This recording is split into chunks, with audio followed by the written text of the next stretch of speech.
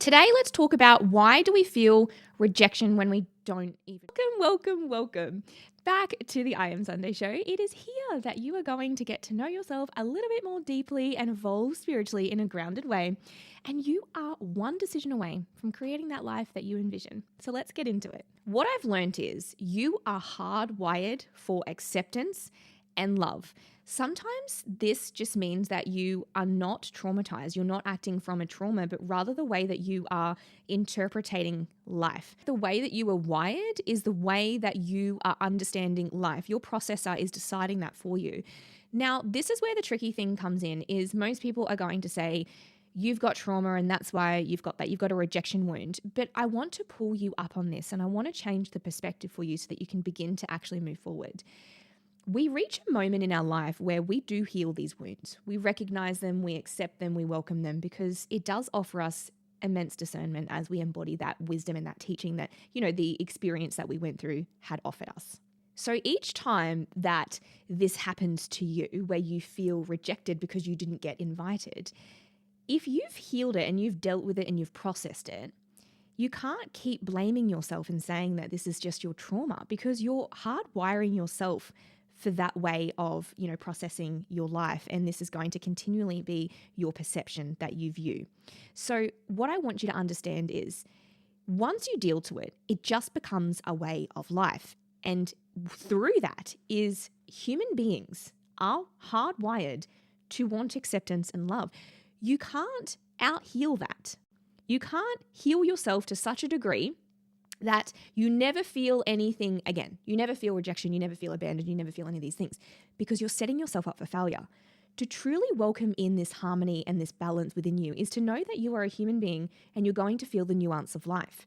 This just means that you're going to experience things and they can affect you or they don't have to. You get the decision in that. This is why this one decision is going to change your whole entire life. If you've dealt to, your rejection wound, if you had one, then chances are you're at this space in your life, in your remembrance journey, in your evolutionary journey, whatever you want to call it.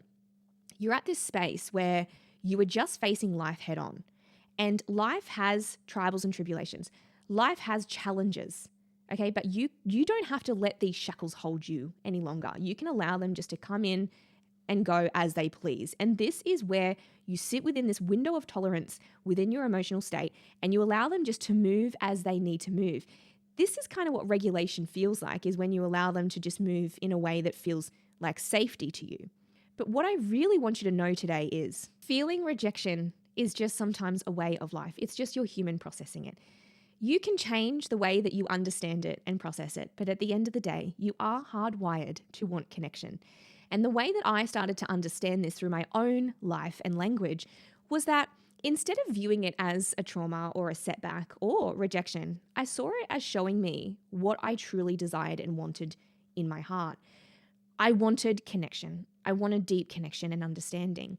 And so through that wanting and need through my heart, the way that I was wired was I was seeing this as full rejection. They didn't want me around. There was something wrong with me.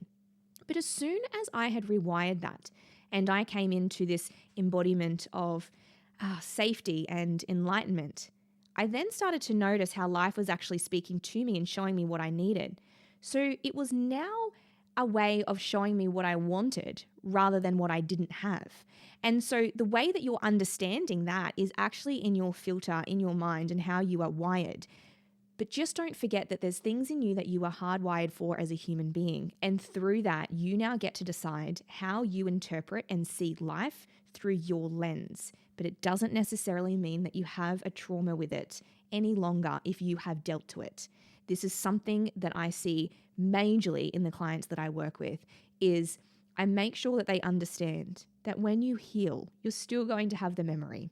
You're still going to have that because it is now your teacher. It is the wisdom that lays within. We don't want to diminish that.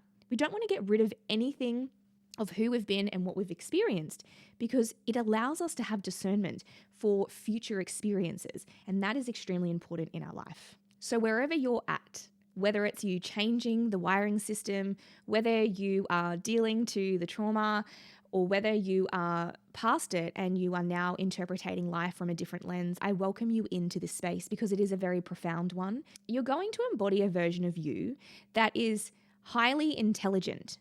And when we do that, we can finally get into what we've heard, which is you can manifest from thought alone. But we want to make sure that we're actually manifesting from pure thoughts, from a connection above that is actually of light and not false light. And as I direct you into your heart, you're going to discover so much about you and the depth of you that you had always felt, but maybe you didn't have the words to articulate where you're at. And I'm hoping that this is going to be the space that we can do this together. So welcome in. And if you have any questions, you can email me and we can get to them in the next episode. But for now, I want you to start to accept and love you for who you truly are and look at your wiring system and how you're interpreting life. But I'm going to tell you something. You're not being rejected. You're just being directed into another avenue that best suits where your heart needs to be alive and to be seen and to be felt. And you're going to know this when you arrive at that door. You're going to understand that, wow, what I looked at as such a trauma or a terrible experience is now coming to save me and to guide me into this higher timeline. And I just can't wait to see you do that because it's something that I deeply treasure. Your success is my success. And I've always felt that and said that through each session or, masterclass that I've held throughout this journey.